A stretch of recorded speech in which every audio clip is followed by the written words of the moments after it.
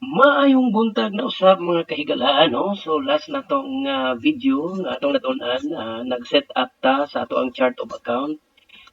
Nag-set up ta ditong tuition, nag-set up ta ditong entrance, dayon purchase ta og books parang natay kapamaligya. Now karon na-set up na ang tanan, na natay tuition, na-set up na entrance, dayon books. Ato nang himuag charges ang ato ang mga kabataan. So, to create charges, arita sa invoice. Dayon, create invoice. Then, human sa pag-create og invoice, arita diri sa usa-usa ka bata, no? Duha ka to ang himuan karon. So, usa ka bata, si Jake Bascon.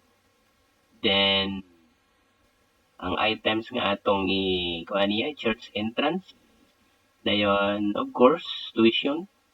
Then, of course, grade 1 nga books. Nan. So, muna akong giingon atong una. Ang previous atong lesson, mo ito'y purpose sa group. Kay parang usa ka click nimo, naa na dayon tanan. Dili na ka magsigig usa-usahan ni nila.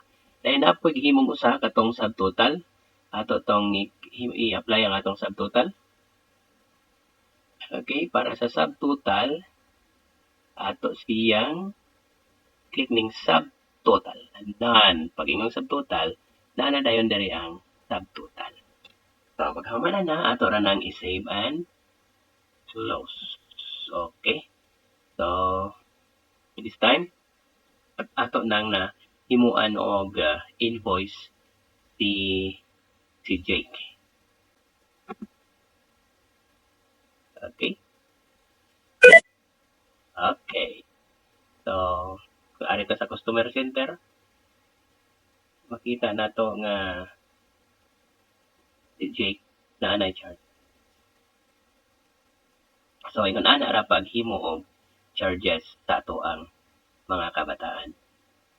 So, daghang salamat og sa sunod na to nga video tutorial, maghimo na pud ta og batch charges parang madali ba. Okay. Thank you for watching. Sunod na po.